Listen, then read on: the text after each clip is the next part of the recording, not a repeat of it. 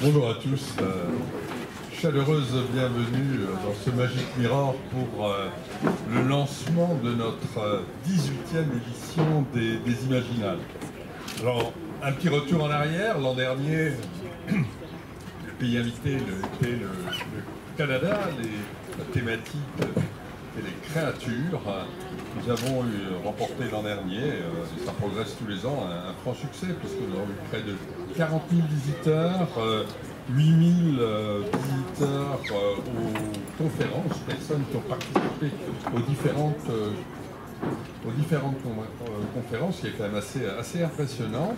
Et puis, bien sûr, je veux dire, un certain bonheur de nos libraires qui voient leur chiffre d'affaires augmenter régulièrement depuis le début du festival. C'est important de le dire. On est là aussi, certes pour faire la promotion des auteurs, mais aussi de leurs livres.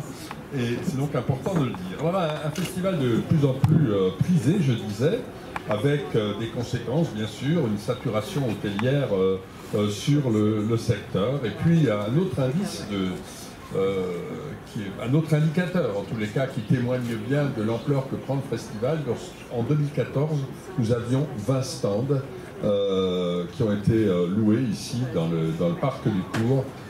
Cette année, nous en sommes à 92, donc on va bientôt passer la centaine. Alors, donc quelques mots sur les nouveautés 2019, mais bien sûr, je voudrais vous présenter quand même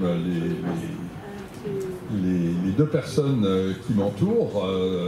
À ma gauche, tout le monde connaît, bien sûr, c'est la star de ces Imaginales. C'est la directrice artistique, après les auteurs. C'est donc Stéphanie, qui est à mes côtés, qui est la directrice artistique, que je veux remercier tout de suite pour le travail considérable qui est réalisé. Et puis, bien sûr, Guyot, à qui je donnerai la parole, qui nous parlera tout à l'heure du colloque, puisque nous en sommes à la deuxième édition du colloque. Mais concernant le colloque, je voudrais quand même dire que les actes du colloque de l'an dernier ont été publiés. Vous en direz un mot peut-être? Oui, je crois. Voilà, je vous le présenterai. Rapidement, merci à ActuSF d'avoir été réactif et d'avoir pu publier ces actes du colloque. Alors, qu'est-ce qui différencie? Vous savez que tous les ans, on essaye d'innover, on apporte des choses nouvelles.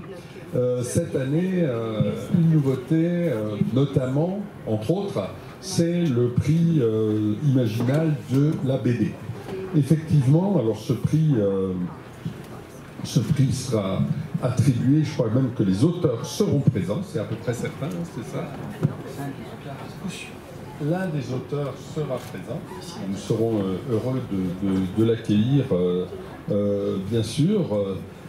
Il s'agit de Joseph Holmes. Ils sont donc les deux lauréats sont Joseph Holmes et Sigrou.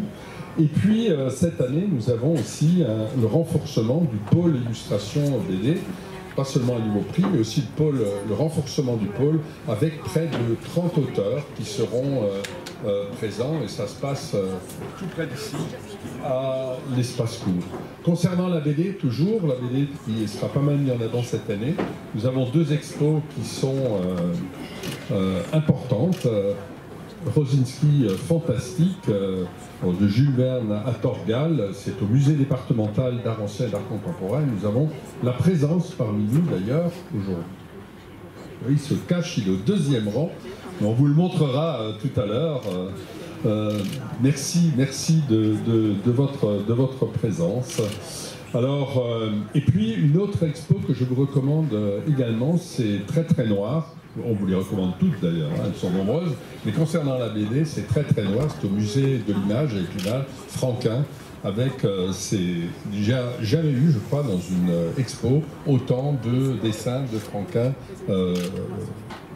rassemblés, notamment concernant ces fameux Très Très Noirs.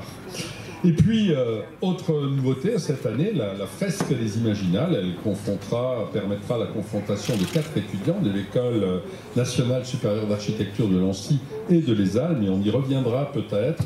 Et puis, la 2e édition du colloque universitaire consacré à la sociologie et l'anthropologie. Alors cette année, c'est Topologie de l'imaginal, et je vais laisser la parole à Laurie Guyot qui va vous en parler. Le colloque vient de débuter à 9h à quelques pas d'ici.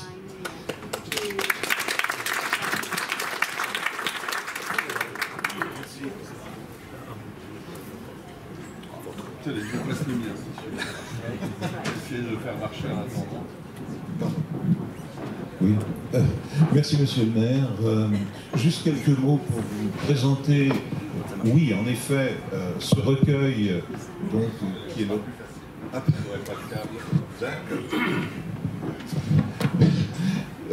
oui, ce recueil des actes du colloque sur la fantaisie qui a eu lieu donc l'année dernière, dirigé par ma collègue Anne Besson.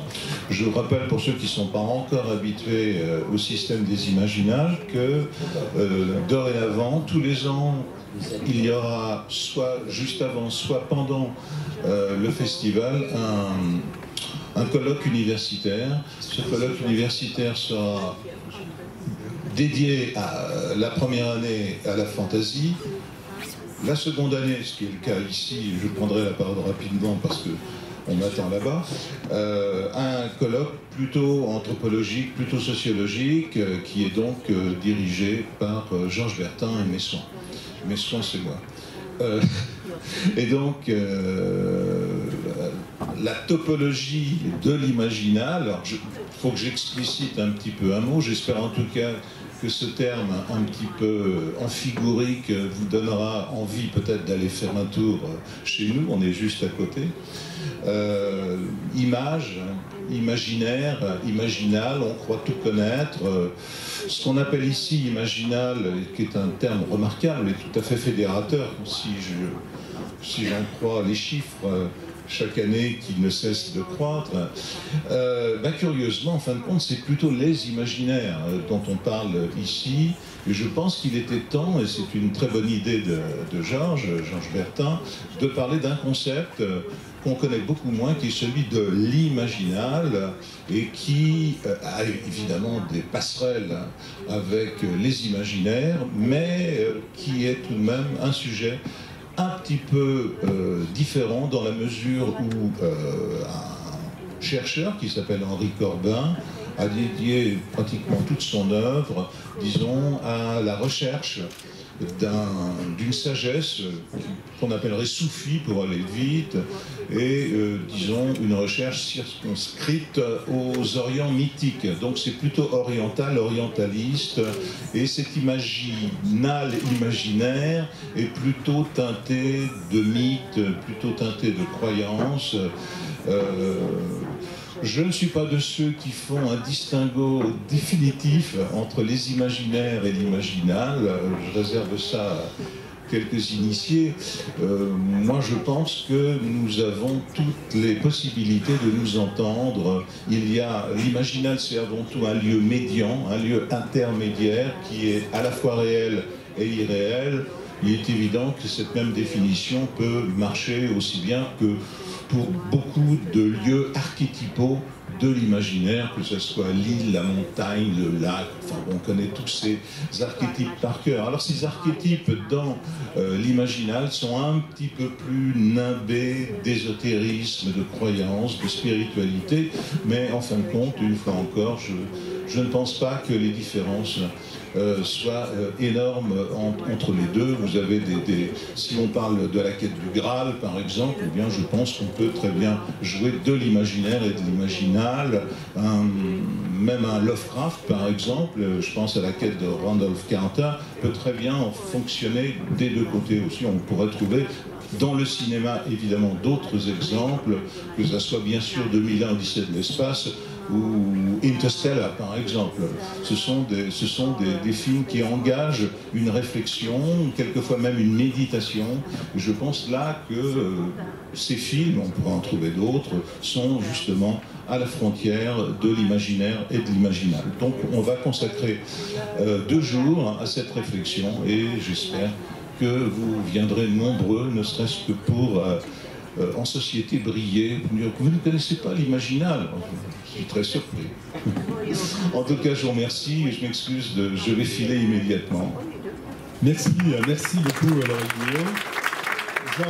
J'en profite d'ailleurs pour rappeler que les imaginales maçonniques et ésotériques débutent ce soir à 18h au Temple. Je crois que c'est une intervention de Claude Vautrin, si je me souviens bien, pour la première intervention qui aura lieu donc, au Temple, juste de l'autre côté de la rue. Et puis revenons à notre édition, 18e édition des Imaginales, avec la thématique, vous le savez, elle porte sur la nature, les pays invités, les pays nordiques, ou les pays du Nord, on va dire. Et je vais tout de suite passer la parole à Stéphanie Nico pour qu'elle nous présente les auteurs. Mais je voudrais quand même saluer en tout premier notre coup de cœur, David Brie, ici, qui est devant nous pour les autres auteurs présents. Mais encore une fois, bienvenue à vous tous.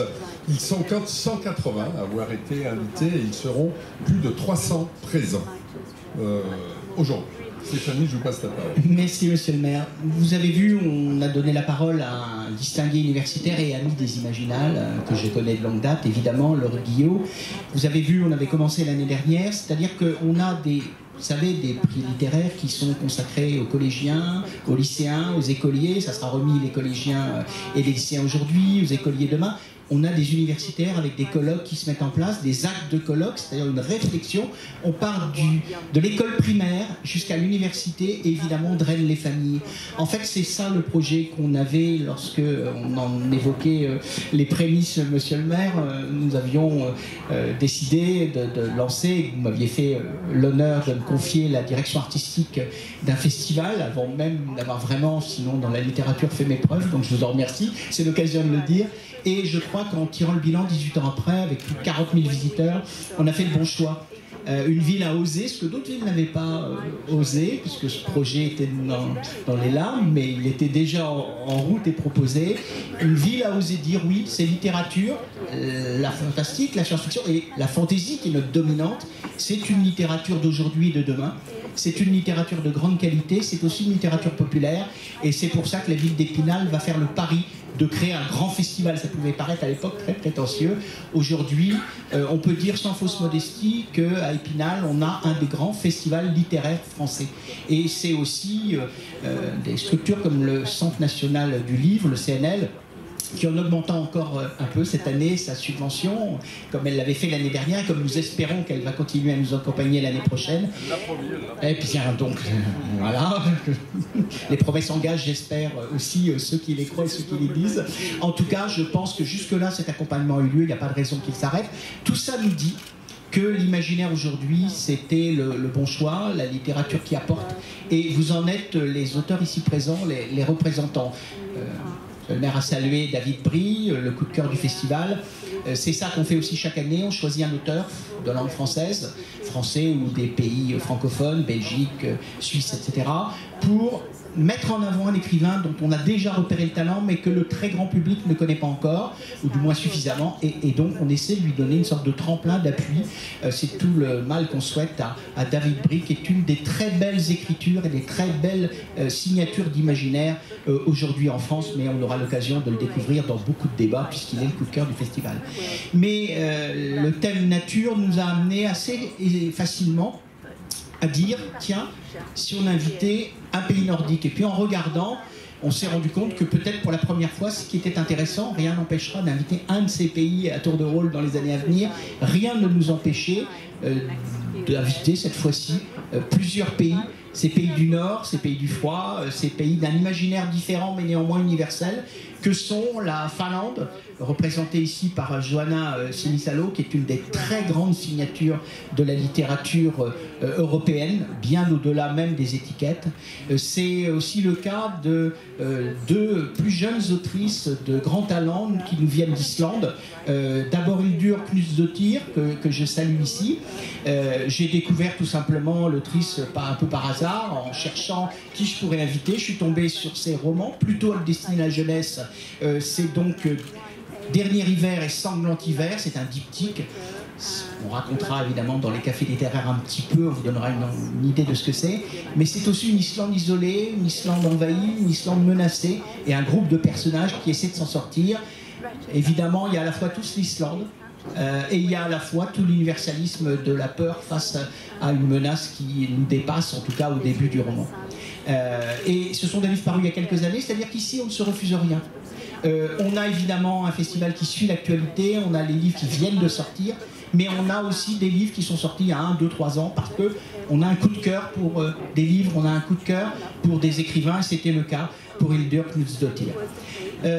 Sigríður Hagalín Björnsdóttir, deuxième invitée islandaise avec Lille, un roman là aussi de l'enfermement et de l'isolement. On posera la question dans le café des littératures nordiques qui aura lieu dans les jours qui viennent. On se posera la question de savoir si c'est un hasard de deux livres qui traitent un peu de sujets, même s'ils sont traités très différemment de sujets proches, ou ce sont les inquiétudes des Iliens et des Iliennes. Quand on est dans une île, est-ce qu'on voit le monde différemment que quand on est sur un continent?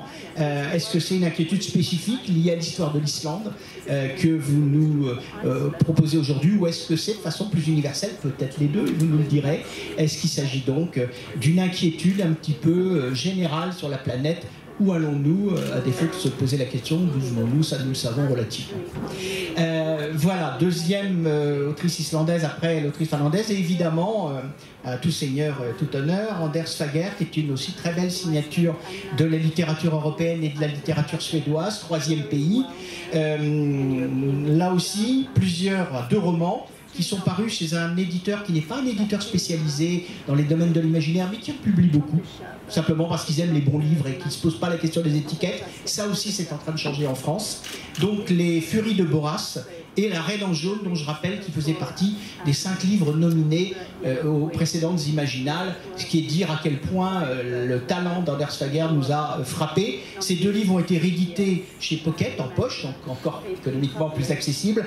Et le dernier, tout frais, que j'ai reçu il y a 48 heures avant le festival, La Reine en jaune, qui avait donc eu un recueil de nouvelles, qui avait donc eu une nomination au prix Imaginal, et le sous-titre choc, le Lovecraft suédois sous acide. On lui posera la question, est-ce que réellement il est sous acide? En tout cas, le slogan choc, je ne sais pas s'il le découvre et s'il le connaissait, c'est le slogan choc de son éditeur. En tout cas, on dirait, mais je ne voudrais pas que ça soit perçu comme épigone ou comme restrictif.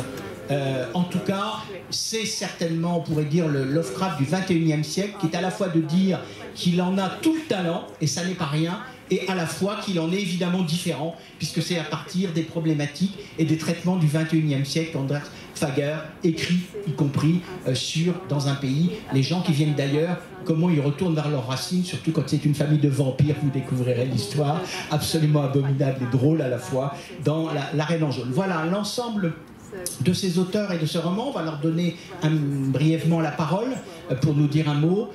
4 auteurs des pays nordiques, donc l'Islande, la Finlande et la Suède. Je le dis déjà ici, nous continuerons à nous intéresser à ces pays. Vous verrez, c'est comme pour le polar et le thriller nordique, ce sont des grands pays de littérature, ce sont des grands auteurs et des grandes autrices, ce sont de beaux romans, de belles nouvelles, des histoires originales qui portent la marque de leur pays, mais qui aussi parlent à tout le monde. Et c'est ça aussi l'universalisme, et c'est pour ça que la France, il faut le redire, est un pays ouvert sur le monde, contrairement à certaines idées reçues, et c'est un pays qui traduit énormément d'auteurs venus de pays étrangers. Et on est à la fois aux Imaginales et à Épinal enracinés dans notre pays, enracinés dans notre histoire, et on en est fiers. Il y a des mauvais côtés comme dans tout pays, mais on est fiers des bons côtés de ce pays, de ce qu'il a pu apporter. Et on est aussi ouvert sur les pays du monde et sur les littératures du monde. Parfois on débat sur la mondialisation, on s'en inquiète, on en a peur. Mais ici c'est la mondialisation heureuse, celle des belles rencontres, celle des écrivains celle qui ne fait pas débat, celle qui ne fait pas polémique, celle qui rassemble, celle qui unit. C'est pour ça que je salue aussi brièvement les autres auteurs étrangers qu'évidemment on verra dans les jours qui viennent. Je pense à Peter Webrecht, qui est parmi nous, qui était déjà venu en 2011, qui était un écrivain extrêmement prometteur et voué à un bel avenir littéraire.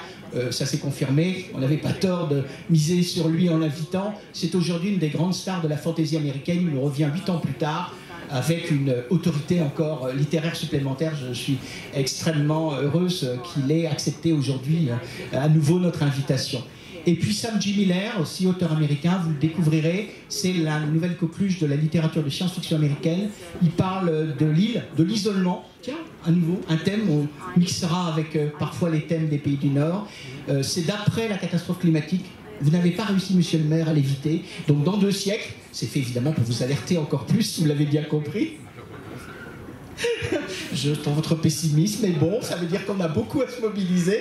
C'est aussi des thèmes, et on en parlait là aussi il y a pas mal d'années, des thèmes qu'on a dans un festival comme le nôtre. On est là pour partager le bonheur de la lecture, de l'imaginaire, de partir ailleurs, sur des terres du futur, sur des terres autres, sur des terres de fantaisie, sur un fantastique, mais par des biais souvent particuliers. On revient aussi aux interrogations, aux questions, aux inquiétudes et aux espoirs qui font ce qu'est notre espèce commune, c'est-à-dire l'espèce humaine, dont on sait aussi que parfois elle doit se poser la question de ses rapports à la biosphère, à la planète et aux animaux. Question relativement nouvelle dans nos mondes. Je vais donc donner la parole à nos 4 invités nordiques, mais juste avant, je vais quand même, coup de cœur du festival, donner la parole, quelques mots à David Brie. David Brie, dont évidemment je vous recommande l'ensemble des livres, mais en particulier les 2 derniers. Celui qui m'a décidé non seulement à l'inviter, il était déjà venu en faire le coup de cœur, c'est Que passe l'hiver. Lui aussi a un livre nominé aux Imaginales l'année précédente. C'est un magnifique livre dans un monde de neige et de froid. Vous voyez aussi le rapport, ça tombait très bien, c'est vraiment un hasard, mais ça tombait très bien, au rapport avec le froid et le paysage du Nord. C'est un beau roman de fantaisie, un roman, on va dire, avec une trame policière, un roman avec une société qui meurt. Une société dont l'équilibre est rompu, tiens, on pense à Game of Thrones, c'est très différent, hein. Mais vous verrez, extrêmement bien écrit, extrêmement poétique. Et il est donc paru à L'Homme sans nom, un des jeunes éditeurs qui montent, partenaire des Imaginales. Et ce livre vient aussi, décidément, d'être réédité chez Pocket avec une magnifique bande dans toute la France. Coup de cœur des Imaginales. C'est bien pour lui, c'est bien pour l'éditeur, c'est bien pour nous. C'est aussi ces partenariats dans la chaîne du livre qu'on essaie à Épinal de développer entre les lecteurs, les professionnels et tous ceux qui font vivre le livre. David Brie, vous êtes le coup de cœur du festival. Vous présenterez vos autres livres, votre livre jeunesse aussi, dont on parle beaucoup en ce moment, qui nous parle de différences et de menaces là aussi, mais là humaines et non plus climatiques parfois. David Brie, qu'est-ce que ça vous fait d'être le coup de cœur des Imaginales 2019 ? Alors, bonjour à tous déjà, merci d'être nombreux. Ça fait très peur. Alors les Imaginales, on en parle souvent, nous les auteurs, c'est un très grand festival, ça on l'a dit. C'est un festival qui est très chaleureux, c'est un festival où il y a beaucoup d'échanges. Et c'est un festival où on aime venir. Et du coup, comme tous les endroits où on aime venir, on aime y être accueilli et on ne veut surtout pas décevoir. Et du coup, être coup de cœur des Imaginales, c'est quoi? C'est une très très belle reconnaissance du travail que l'on peut faire en tant qu'auteur. C'est quelque chose qui est très rassurant et c'est quelque chose qui nous encourage à continuer à travailler, à continuer à mieux travailler, plus travailler, à faire toujours mieux. L'imaginaire, c'est une littérature que je trouve fascinante parce qu'elle permet à la fois de parler de problématiques au niveau des sociétés, des problématiques d'organisation, de structure, des choses très très vastes. Et c'est une littérature qui permet aussi de parler de choses très intimes, à travers les symboles, à travers les métaphores, à travers tout ce que ça peut toucher de l'inconscient de chacun. Et vraiment, je crois que c'est cette utilisation de la métaphore et du symbole, quelque chose qui peut toucher profondément le lecteur. En tout cas, c'est ce que, entre autres, moi je cherche, je ne suis pas le seul, moi, là. Et du coup, être coup de cœur des Imaginales, c'est une grande fierté, un grand honneur, et c'est une invitation à continuer, j'espère, à vous emmener, moi, mais comme aussi, et surtout tous les autres auteurs, toujours plus loin dans ces réflexions sociétales, dans ces réflexions humaines, pour qu'on continue à avancer ensemble et surtout à faire des beaux voyages littéraires ensemble. Merci David. Johanna Sinisalo, si vous pouvez venir vous aussi nous dire un petit mot accompagné de votre interprète, que je remercie particulièrement de s'être libéré pour nous faire l'interprétariat. Et je vous remercie tout particulièrement parce que vous êtes aussi la traductrice des romans en France de Johanna Sinisalo, donc doublement compétente pour l'accueillir. Si quelqu'un peut amener une chaise, ce serait sympathique à notre interprète. C'est bon? Eh bien, on y va. Donc, Johanna Sinisalo, je vous ai découverte au hasard de mes lectures, de conseils d'amis, mais en croyant lire de la littérature générale du mainstream, comme on dit parfois en France. C'est-à-dire qu'en France, vous êtes présenté par vos éditeurs, ce qui est pour des choix, je pense, extra-littéraires, plutôt de public. Vous avez été présentée comme une autrice de littérature générale, de mainstream. Or, quand j'ai commencé à lire vos livres, en croyant lire de temps en temps, j'en lis aussi, de la littérature générale, j'ai découvert que on était plutôt dans les domaines du fantastique, de la fantaisie, et même de la science-fiction, pour certains, certes une science-fiction qui n'est pas dans les étoiles, vous ne faites pas du space opéra, enfin, on va y revenir, pas d'habitude, mais vous nous racontez aussi parfois des histoires qui se déroulent dans un futur proche. En fin de compte, vous aviez évidemment toute votre place dans un festival des mondes imaginaires comme les Imaginales, et plus récemment, et là ça vous a touché à notre public, vous avez sorti le Reich de la Lune, là dans une collection ouvertement de science-fiction. Maintenant ça y est, en France on assume aussi que vous écrivez de la science-fiction, vous avez eu beaucoup de prix de science-fiction dans votre pays et vous êtes connu comme ça. Pour ça, vous êtes connu aussi pour ça dans le monde anglo-saxon, vous avez eu aussi un prix anglo-saxon, signe que vous n'êtes pas traduite qu'en France. Et le Reich de la Lune, ça vous dit évidemment quelque chose, puisque c'est un roman qui est tiré du scénario que Johanna Sinisalo avait écrit pour le film, vous savez, c'est Nazi sur la face cachée de la Lune. Le pire, c'est qu'il y en a qui croient vraiment, qui confondent la littérature et le réel, mais ça, bon, c'est un autre débat. C'est le complotisme, il y a un café littéraire qui en parlera avec Christopher Priest, entre autres. Bref, Johanna Sinisalo, vous êtes une autrice dont j'aime énormément l'écriture, l'humour, le féminisme caustique et grinçant. En particulier, moi, un roman que j'aime tout ce que vous écrivez, mais avec joie et docilité. C'est un livre délicieusement caustique et inquiétant, une sorte de dystopie finlandaise à court terme qui pourrait aussi nous interroger, nous les Français. Un très beau livre. Johanna Sinisalo, en quoi vous êtes... vous qui êtes une autrice vraiment racinée dans l'histoire de la Finlande et dans votre pays, ça se voit en lisant les textes. Quel est le rapport entre le particularisme, l'enracinement dans votre pays et l'universalisme dans votre littérature?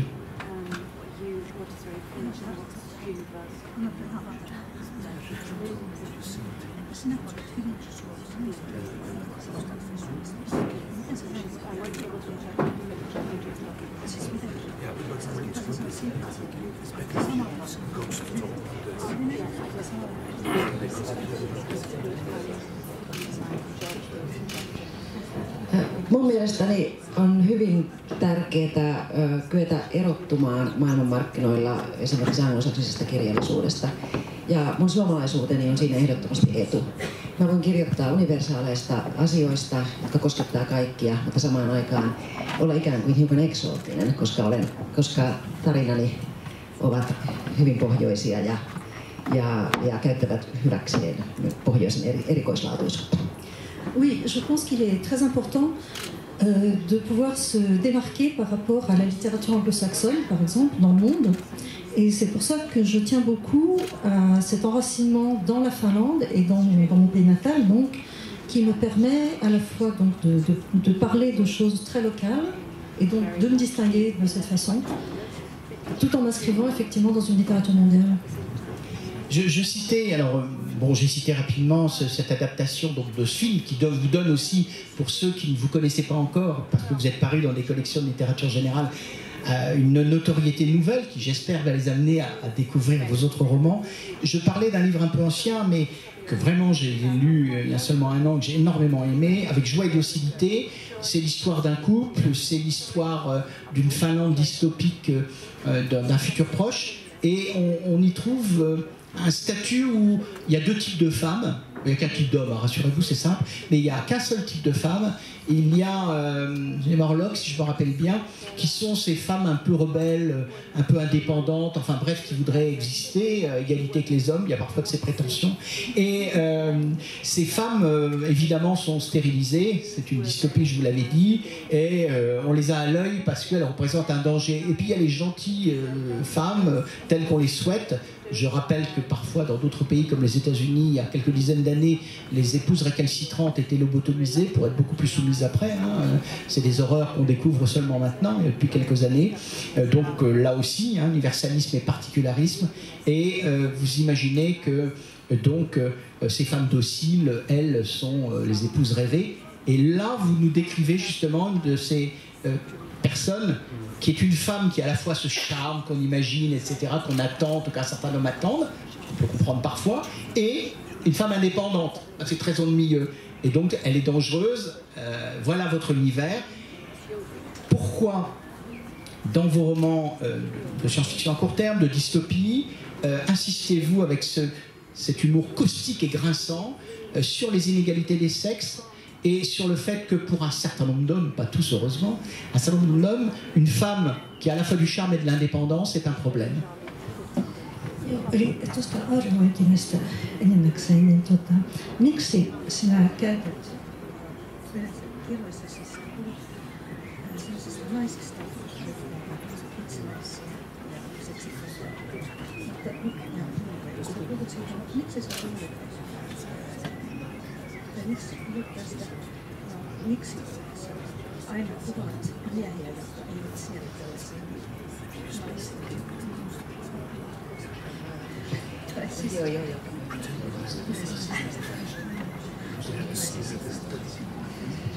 Mä haluaisin kirjoissani korostaa sitä, että vahvat naiset eivät ole poikkeusyksilöitä, vaan heitä on olemassa, heitä on paljon ja heitä pitäisi olla yhä enemmän. Eli meidän pitäisi ikään kuin tavanomaistaa tällaisen vahvan ja itsenäisen naisen kuva.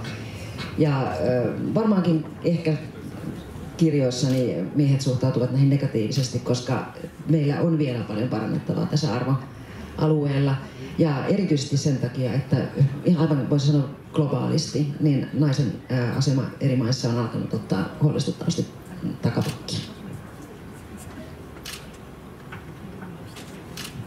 Oui, je pense, si je parle autant de femmes fortes dans mes livres, c'est que pour moi, ce n'est pas vraiment une exception. En fait, j'ai besoin de montrer qu'il existe partout dans le monde beaucoup de femmes fortes.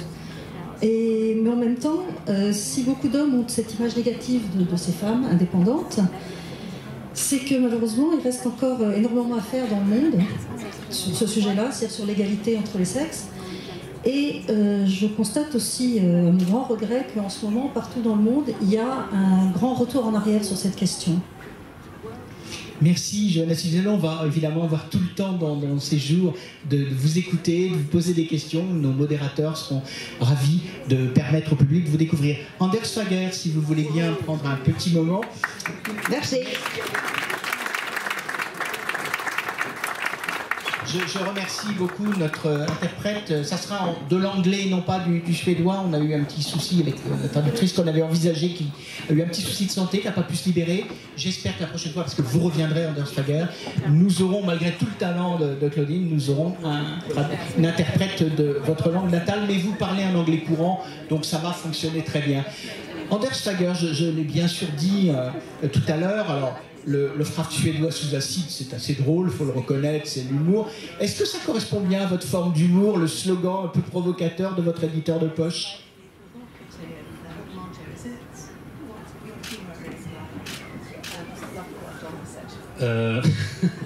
I really loved that little line, to being Lovecraft on acid is truly an honor. J'ai adoré ce slogan, Lovecraft sous acide. C'est un vrai honneur d'être comparé comme ça. I think when you write, if you work with someone else's old, very sort of established ideas, you have to be terribly disrespectful and really break them. Otherwise, you're just imitating. If you think about how no one, everybody in the 50s listened to Elvis, but we do remember today is Led Zeppelin that totally smashed Elvis, for instance. You have to approach the old things with new ideas.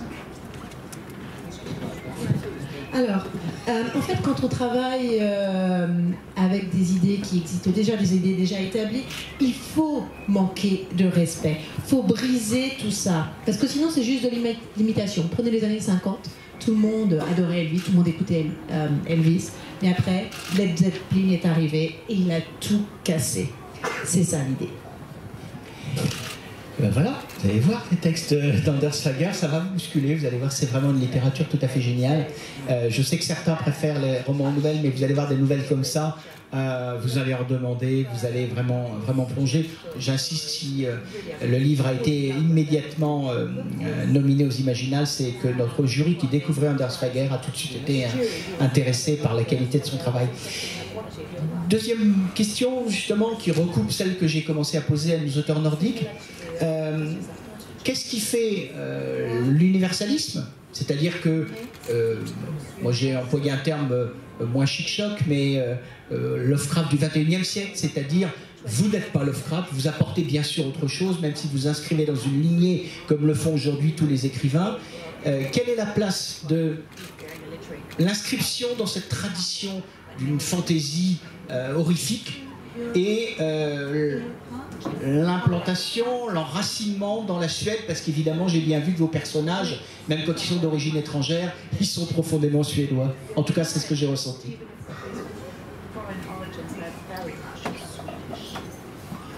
Are you with me?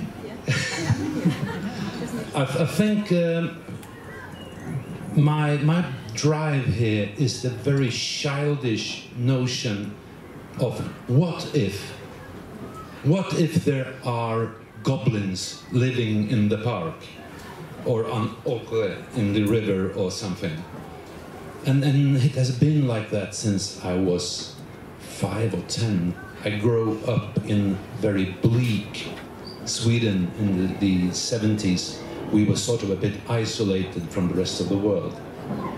And I think I've never got much older, in a way. I'm still so fascinated about that notion that what if? So it's a very childish drive. I'm still so amused by this. Oh, let's see what happens if... You got it? Alors, voilà, je pense qu'en réalité, c'est cette idée du quoi si. En fait, quoi s'il y a un monstre dans le parc, dans la rivière. C'est cette idée qui passionne les enfants de 5 à 10 ans, cet enfantin en quelque sorte. J'ai grandi dans la Suède des années 70, c'était pas folichon. On était un pays assez isolé et j'ai grandi dans cet environnement assez tristoun. Voilà, j'ai jamais vraiment grandi. Et je suis passionnée, comme je l'étais à l'époque, par cette idée du quoi si. Alors en réalité, j'ai quelque chose qui me pousse de très enfantin. Et quoi si? Eh bien, merci Anders Fager. On va là aussi se retrouver dans plein de débats et on va maintenant donner la parole à notre première autrice islandaise, Hildur Knudsendottir.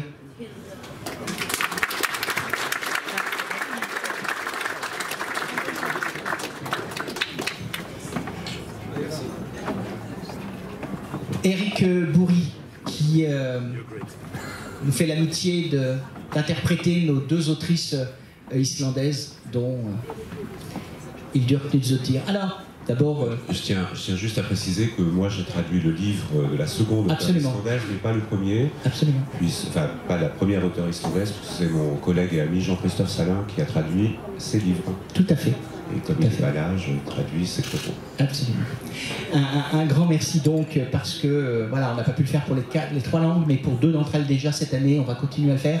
Pour nous, c'est important le plus possible, même si on voit qu'Anders Fager est un anglais tellement limpide que bon, j'en comprends tout, ce qui n'est pas le cas de tous nos invités américains, selon les accents. Je suis pas très bon en anglais, et là, c'est une facilité et un bonheur, donc il n'y a aucun problème. Je pense que les gens qui ne connaissent pas bien l'anglais comprennent l'essentiel de ce qu'il dit, même si la traduction précise, mais le fait d'entendre la voix, d'entendre la langue, on sait bien que dans des pays relativement petits, mais même la France à l'échelle du monde, même si c'est un grand pays quelque part on le croit, mais c'est un pays quand même relativement limité, 1 million d'habitants, défendre notre langue, faire prospérer les langues, maintenir l'existence des langues, faire entendre la voix particulière et permettent aux auteurs et aux autrices de s'exprimer dans leur langue natale le plus possible.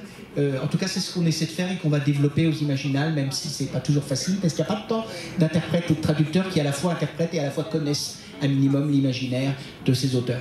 Donc, encore une fois, merci à vous tous, ces interprètes qui enrichissaient les Imaginales.